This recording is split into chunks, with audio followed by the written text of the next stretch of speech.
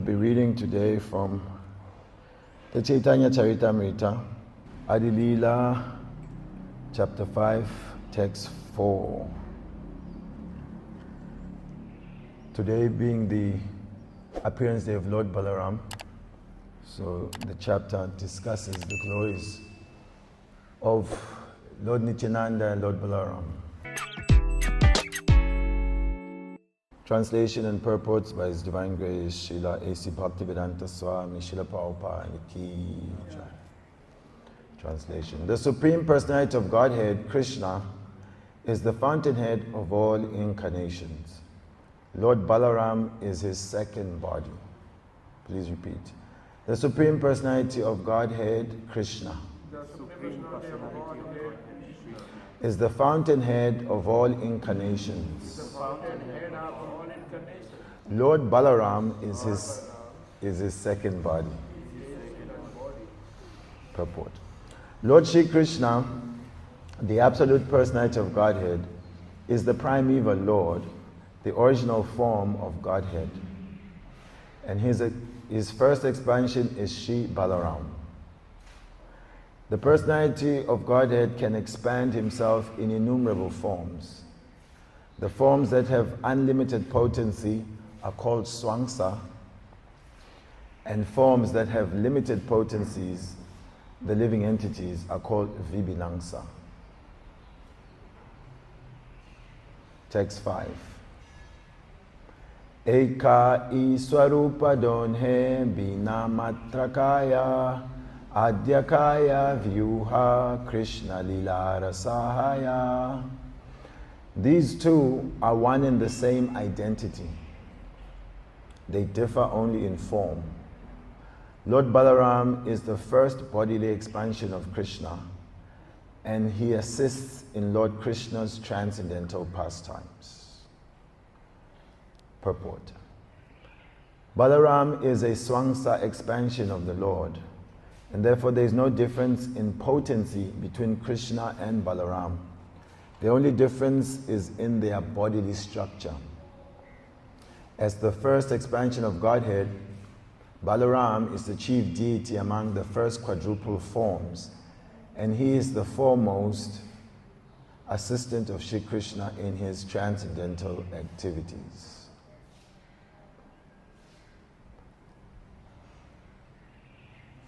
Text 6. Say Krishna Navadvipe Shri Chaitanya Chandra, say Balarama Sanghe Shri Nityananda. That original Lord Krishna appeared in Navadvip as Lord Chaitanya, and Balaram appeared with him as Lord Nityananda. Om Jnana Timirandasya Jnananjana Shalakaya Chakshurun Militam Yena Tasmai Shri Gurave Namaha. Shri Chaitanya Manobishtam Stapitam Yena Bhutale Swayang Rupa Kadamayam Dadati Swapadantikam Vandeham Shri Guru Shri Yuta Padakamalam Shri Gurun Vaishnavamscha Shri Rupam Sagrajatam Sahagana Ragunatam Vitam Tam Sajivam Sadvaitam Savadutam Parijana Saitam Krishna Chaitanya Devam Shri Radha Krishna Padan Sahagana Lalita Shri Vishakan Vitamscha. He Krishna Karuna Sindhu Dina Bandhu Jagatpate Gopesha Gopika Kanta Radha Kanta Namostute Tapta Kanchana Gaurangi Radhe Vrindavanishwari Vrishabhanu Sritadevi Pranamami Hari Priye Vanchakalpa Tarubhyascha Kripa Sindhubhya Evacha Patitanam Pavenebhyo Vaishnavebhyo Namo Namaha. Jaya Shri Krishna Chaitanya Prabhu Nityananda Shri Advaita Gadadara Shivasadi Gaura Bhakta Vrinda Hare Krishna, Krishna Krishna, Hare Hare, Hare Rama, Rama Rama, Hare Hare. Ukam karoti vachalam pangum langaite girim yad kripa tamam vande Shri Gurum Dinatarinam Paramananda Madhavam Shri Chaitanya Ishwaram, Shri Chaitanya Ishwaram.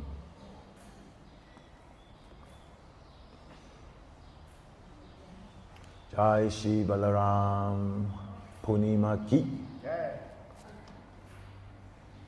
So the calendar of the Vaishnavas is actually in support of this understanding that spiritual life or the spiritual world means that every day is a festival.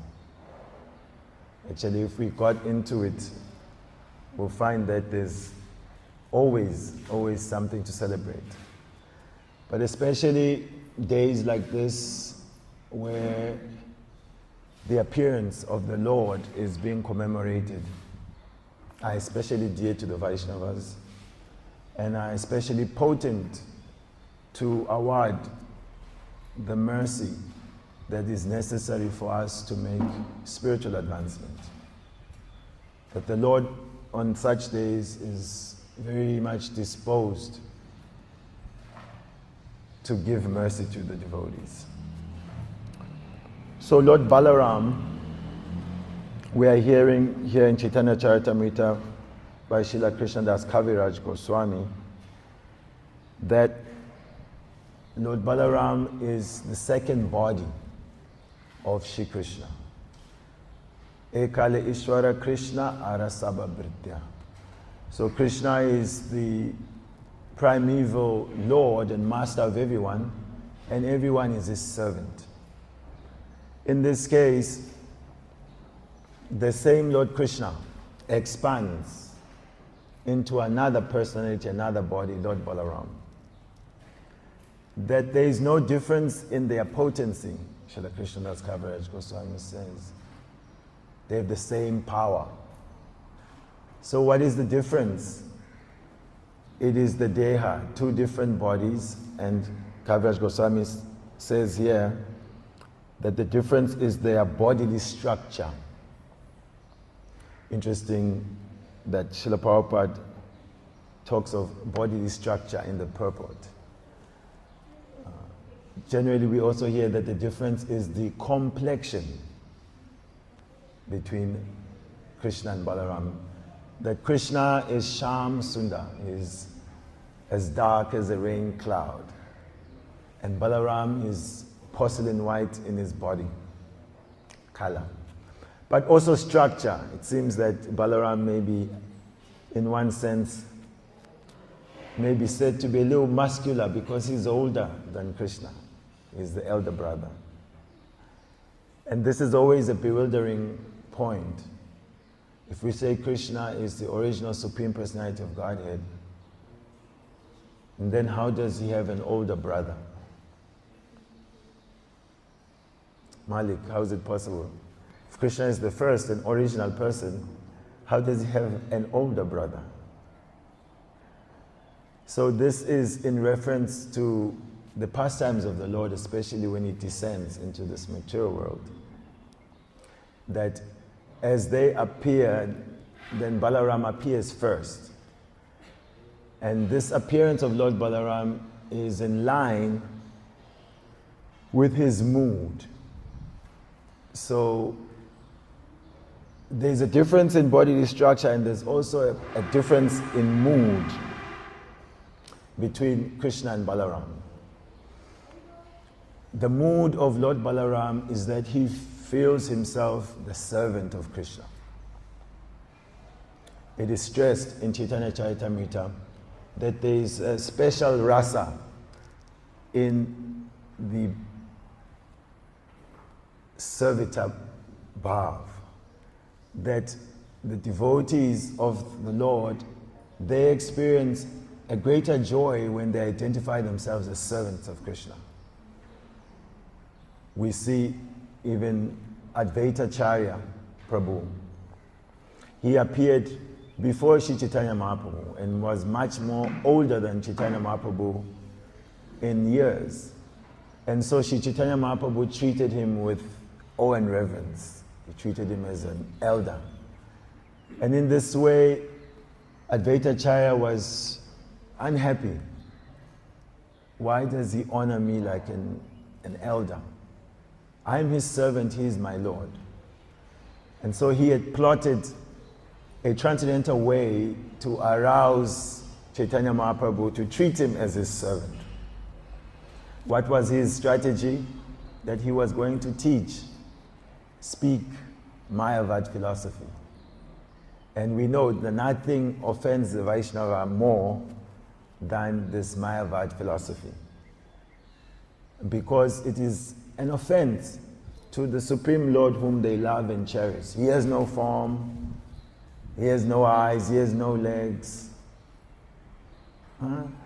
Painful. How is it? We love him. We know his Tribanga Lalita. He is a three-bent, beautiful form. He's got Kamalaksha eyes. He wears yellow dhoti.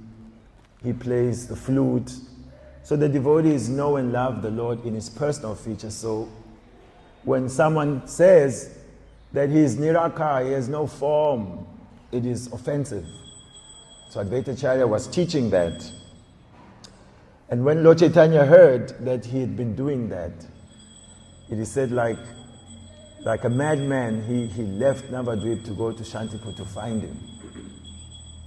And when he saw him, in no big greetings, he just started to kick him and punch him. And Advaita Acharya's wife was bewildered. My Lord, what are you doing? He's an old man, you will kill him. Advaita Acharya was in ecstasy. I am his servant, I am his servant. I am the servant of Chaitanya Mahaprabhu. So he was in ecstasy for being treated as the servant. So this is our madness, that we have forgotten that we are the eternal servant of Krishna. As it is said, Chivera Sarupa Hoy, Krishna Ranichedas. Tatasta Shakti, this is what we are. We are the marginal energy of the Lord. Beta Beta Prakash. We are same in quality with the Lord, but different in potency as the Lord. And our eternal position is to serve. This is where we'll be happy. So Lord Balaram is demonstrating the highest potency of service. He has the highest service attitude. That Kaviraj Goswami explains that he expands into other 5 features just to increase his service. These are mentioned in a purport. We will read them so that we don't misquote the transcendental reality. So in the purport to text 10, Srila Prabhupada writes, according to expert opinion, Balaram as the chief original quadruple forms, as the chief of the original quadruple forms, is also the original Sankarshan. Balaram, the first expansion of Krishna, expands himself in 5 forms. 1, Mahasankarshan. 2, Karanadakashai, that would be that Vishnu. Kabodakshai, 3rd, and Shodakshai, Vishnu. And number 5 is Shesha. These 5 plenary portions are responsible for both the spiritual and material cosmic manifestations. You hear sometimes in songs, these they call love songs. I want to be the air that you breathe. I want to be the ground upon which you walk. The sentiments arise in the living entities when they're infatuated with one another. But we can trace this sentiment from an original sentiment. That Balaram fulfills that. He's actually manifesting the Dham. And so Krishna actually is walking. He is the ground upon which Krishna walks. he becomes the different paraphernalia of Krishna's cowherd boy life, the robes, the bugle. Even in the pastimes of Chaitanya Mahaprabhu, our Sankirtan mission, we understand Mridanga is Lord Balaram, the kartal, so these instruments are his expansions. So in many ways, he is expanding. So Karanakshay Vishnu has expanded from the last of the second set of quadruple expansions. Then Shodakshay Vishnu, like the super soul, he enters everything. Andantarasta Paramanuchayantarastam. He is holding up everything. He is also, as Shesha, he is holding up the universes on his heads. So Lord Balaram is the personified strength of Krishna. Jai Shri Shri Rukmini Dwapadish Ki Jai Shri Shri Gaurita Ki Jai Sitaram Lakshman Hanuman Ki Jai. So in this sense, we are establishing the position of Lord Balaram as per the teachings of Chaitanya Charitamrita. That his mood is as a servant of the Lord. Also his other mood is as a friend of Lord Krishna.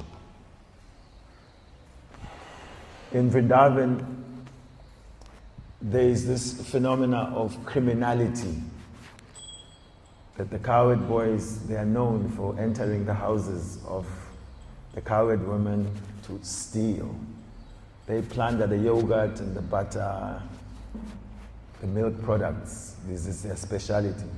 So sometimes these milk products are put high in rafters that they cannot reach them. And Balaram is there to lift Krishna up. Climb, climb, climb, he's picking him up. So in one sense, he's, as an elder brother, he's training him, teaching him how to steal. You know how young boys generally will model our life according to the mood of our older brother. The older brother sets the pace and the younger brother is always trying to mimic him. So in these ways, as his friend, Balaram is moving around with Krishna, enjoying the pastimes of stealing. Also, because he's an older brother, he also manifests the mood of a guru,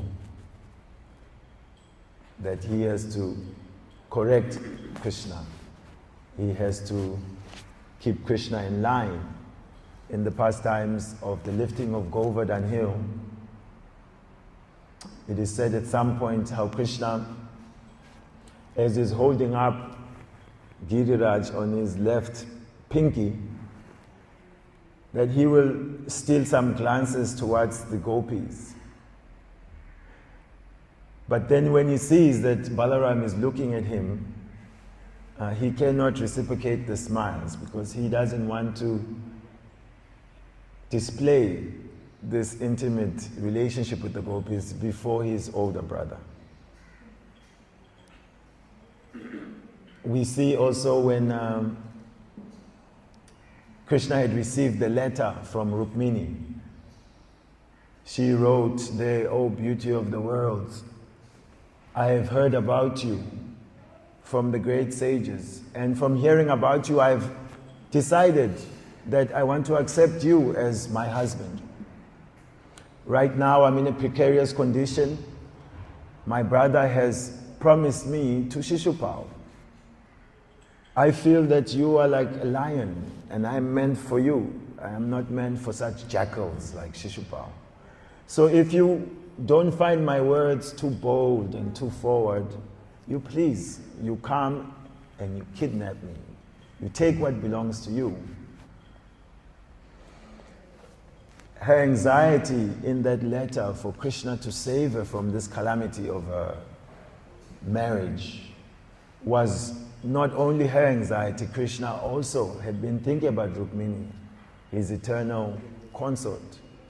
That Krishna, sure enough, came, took her away, and the armies of Shishupal, his friends had come, he will be married the next day. So you can imagine, you've invited all your friends, come to my wedding. I have a very qualified, most beautiful bride.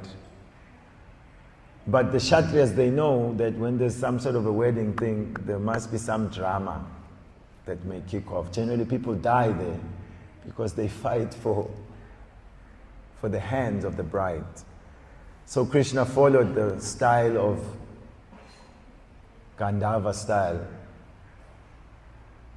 Is it Rakshasa style, when you steal the bride away? Rukmini, the elder brother of Rukmini, had promised his sister to Shishupal. And so when Krishna had kidnapped her, he made a big declaration that I will defend the honor of my sister, I will crush this Krishna, and I will not return here without my sister or without having killed Krishna. So then he rode off. But when he came upon Krishna, Krishna is superior in military warfare. So he was able to defeat him, cut his bow, cut down his horses, cut down his chariot, and now he had an arrow ready to kill Rukmini. But then Rukmini, naturally affectionate to his brother, to her brother, offered a prayer to Krishna. My dear Lord Krishna, I know that my brother has been impudent in trying to attack you, but please understand that still he is my older brother. You please spare him. So when Krishna heard the words of Rukmini, his newly wedded wife, his heart softened. So he thought how to kill him without killing him. So Kshatriya means there's a pride there. They are heroes, they are controllers. So being ridiculed is like killing them. So Krishna, after tying him up, so that's like now he's feeling like a dog. People tie dogs to some pole or something. He's feeling useless. Then he shaved his mustache and beard and hair. But not like Sham's nice haircuts that he gets, but he was patches everywhere. So embarrassed him. Then when Lord Balaram came there and he saw the situation, then this position as an older brother, as guru, naturally came up. He spoke strongly to Krishna. Krishna, this is wrong. You shouldn't have done this to Rukmini. Because now, although he was trying to fight you, now that you've married his sister, he's a brother-in-law. He's a relative, and you should treat a relative in this way. And Krishna kept quiet and listened. And Balaram also preached to Rukmini that naturally your brother has committed so many heinous crimes, and the law is that whatever action you perform, the reaction will come. So he's actually getting the reaction. So this is Balaram, being an elder brother, being a guru, chastising Krishna, teaching him what is the proper way to act. So this is also part of his service. Every time they were going out to herd the cows and the calves, Mother Yashoda would always implore Balaram that don't keep your eyes off Krishna. You know how his mind is so fickle. So keep an eye on him because he may get into problems. We also know that Lord Balaram is famous for being short-tempered. He gets angry very quickly. And the king of Kalinga, he experienced this. They were playing dice, and somehow the other, Balaram kept on losing. And the king of Kalinga was laughing, and he was showing his teeth. And every time Balaram tried to bet and he was losing, he was slapping his thighs. Balaram didn't like one bit. Now this is at the reception. It's after the wedding, it's supposed to be good times. Everyone's happy. But Balaram noted that this rascal is laughing at me, showing his teeth, slapping his thighs.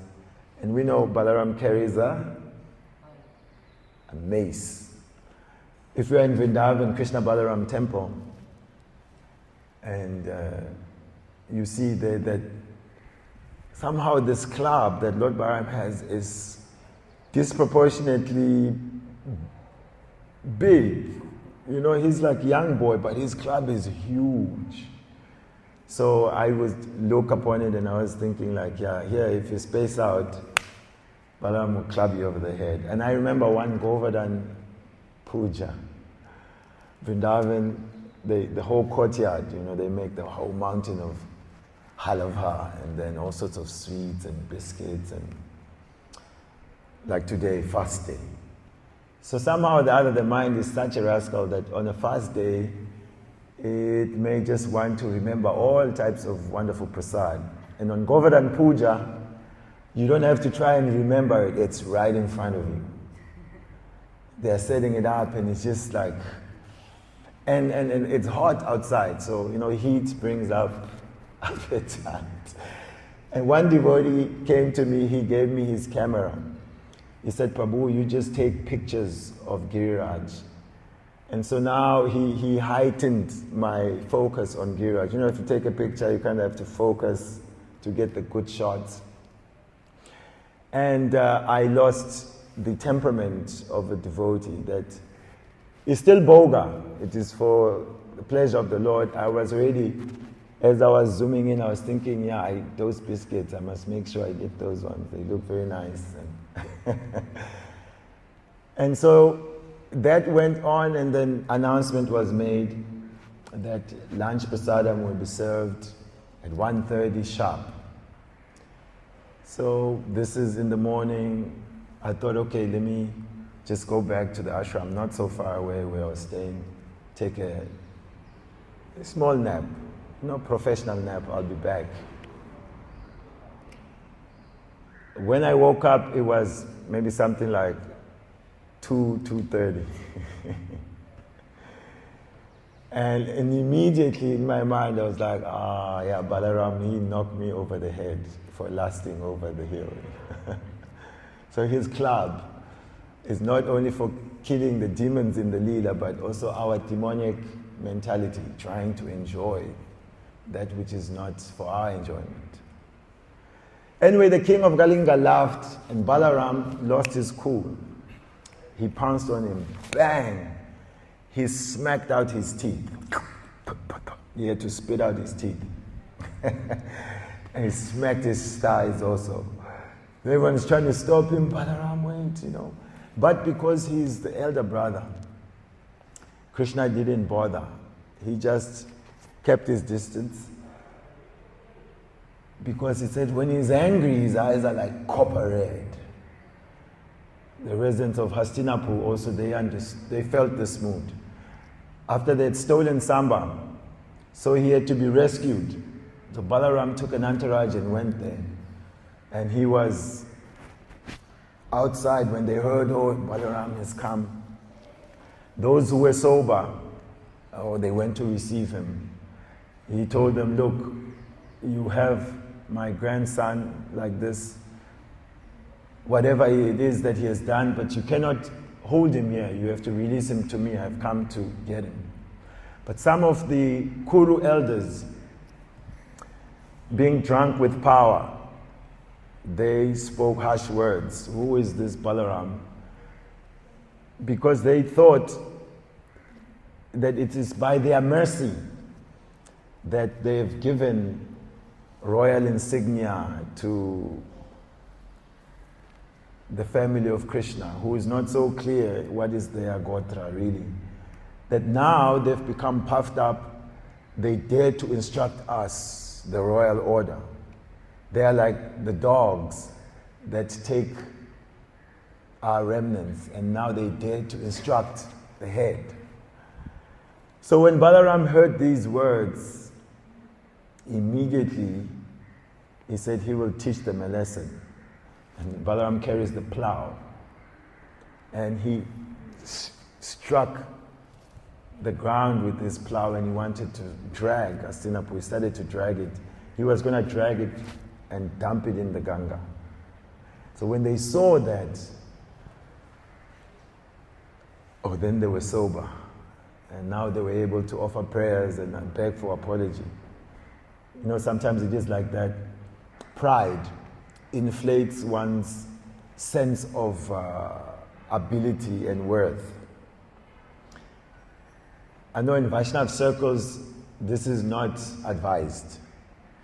But in social dealings, I know within the African communities, is that if someone is very boastful and talks a lot about his prowess, then it has to be solved by fists. We used to have that situation where the boys, we go and herd the cows, and then part of the pastimes is to pit a few boys together. I know Vedic culture talks about wrestling. So this is like wrestling with a twist. Not only just scrapping, but there's a bit of fists coming in. But after the boys fight, there's a very strong bond of friendship and respect that comes. Because now if you can just say whatever you want about someone else and nothing ever happens, you continue to think that you are whatever you think you are. But if you're going to say something, then you have to stand behind it with your fists. And once you felt the fist of another boy, then when you look at him, you can respect him because you know what he's packing. So anyway, like dogs, they are given the stick to discipline them. They don't understand when you don't beat them. Get them in order. So this is what Lord Balaram wanted to dish out to these puffed up Kauravas. But then they realized the error of their ways, and then they were offering prayers. And although he is hot-tempered, he's also very merciful. It is mentioned here that he comes in the Leela of Gauranga Mahaprabhu as Lord Nityananda. So there he is glorified Akroda Paramananda Nityananda Ram. One side, Kroda, he gets angry quickly, but now Akroda, he doesn't get angry, he doesn't take offense. In Chaitanya Leela, he is so absorbed in the mood of distributing the mercy of Chaitanya Mahaprabhu that he is actually the gateway to receiving the mercy of Chaitanya Mahaprabhu. Many examples are there. One is Raghunath Das Goswami. He is the son of a very rich family. They call that cheese boys. It means everything available, all access. But somehow or the other, he had become attracted to Chaitanya Mahaprabhu. And although at home he had a wife, it said, as beautiful as the Apsaras. She was so beautiful. His bank balance, it said that it was making Indra a little embarrassed. This is how wealthy they were.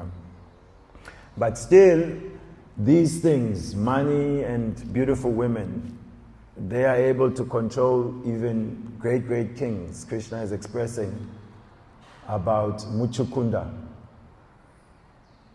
his realizations that although the king, he goes out and conquers everywhere, and when he comes back, he's being worshipped by all his subjects. Oh, great king, you are so powerful, well conquering.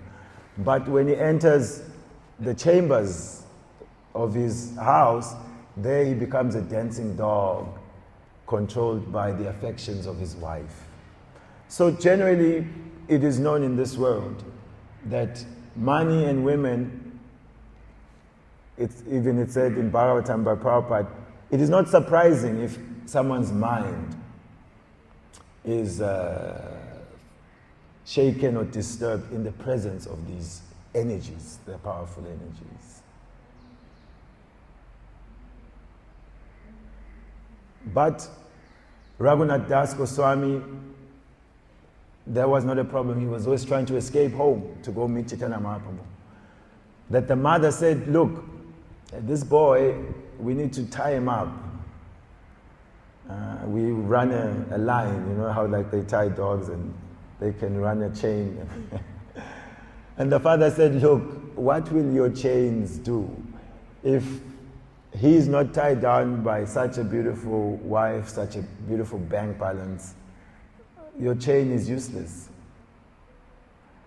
So when he had gone to see Lord Nityananda, who was by the bank of the Ganga, very hot day. I think Mombasa may match some of these temperatures in summer.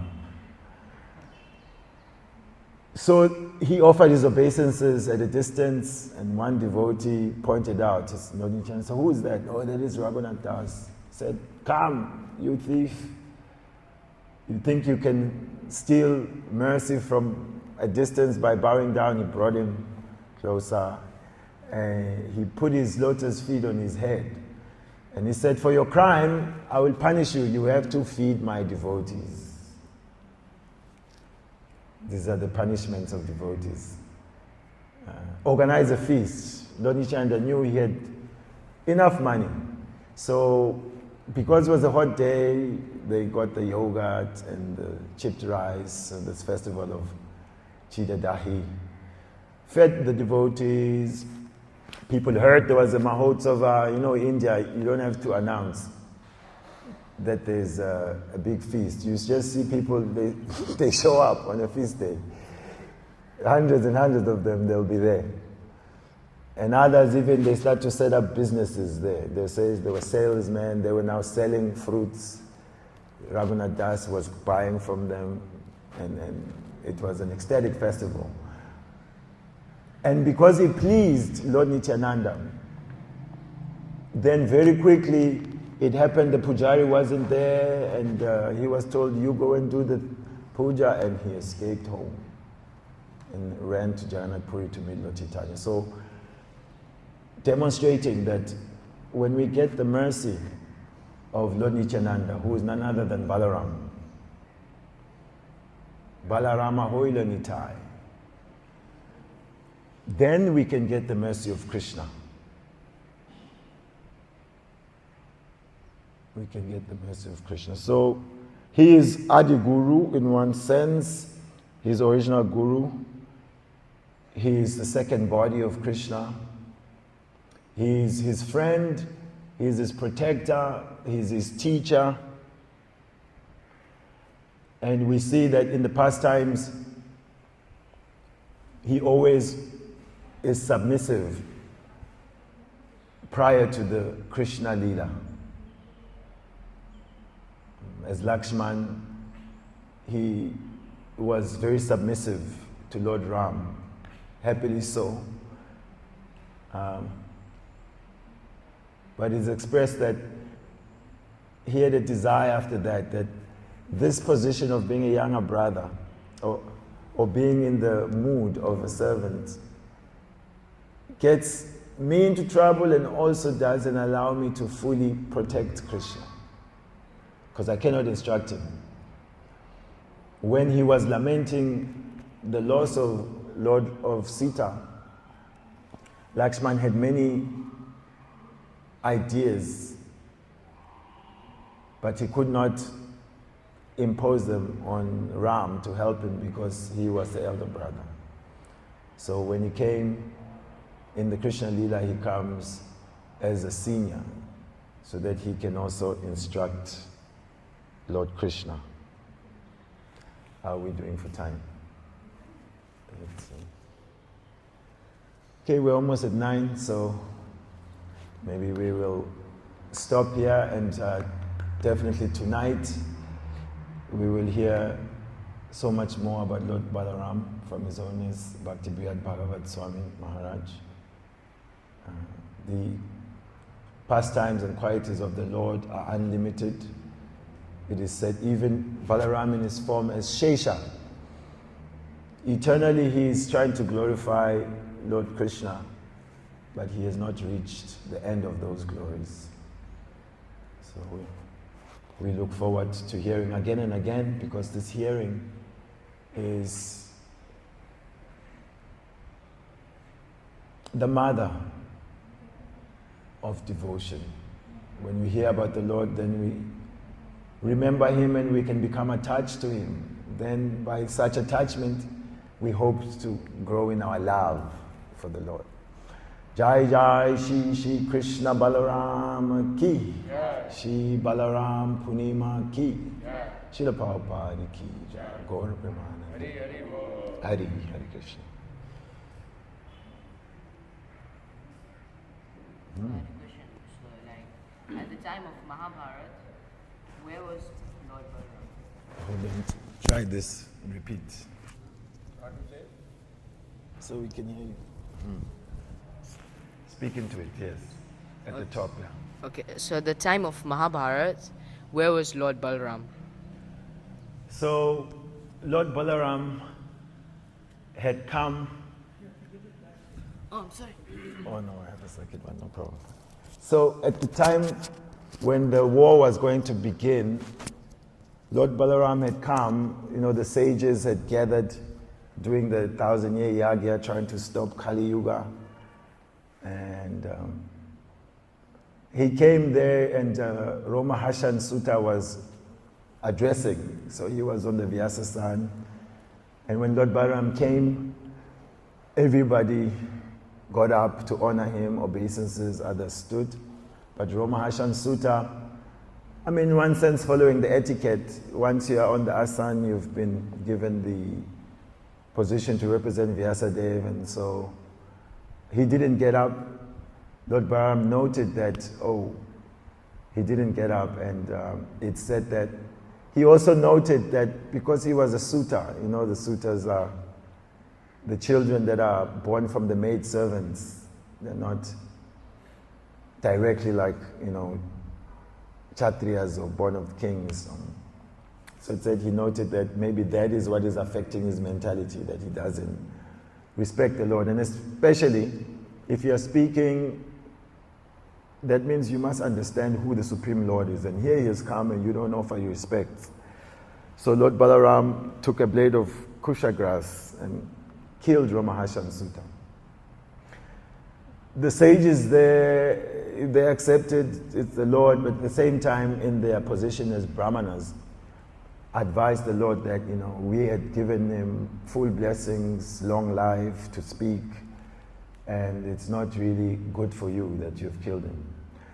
So Lord Balaram used that also as one of his excuses not to take part in the war, that he was going to go on pilgrimage to purify himself of such offenses. Also, he didn't want to choose between the side of Duryodhana and the Pandavas. He had some partial affection for Duryodhana, being a good club fighter that he had trained. So he was on pilgrimage, traveling.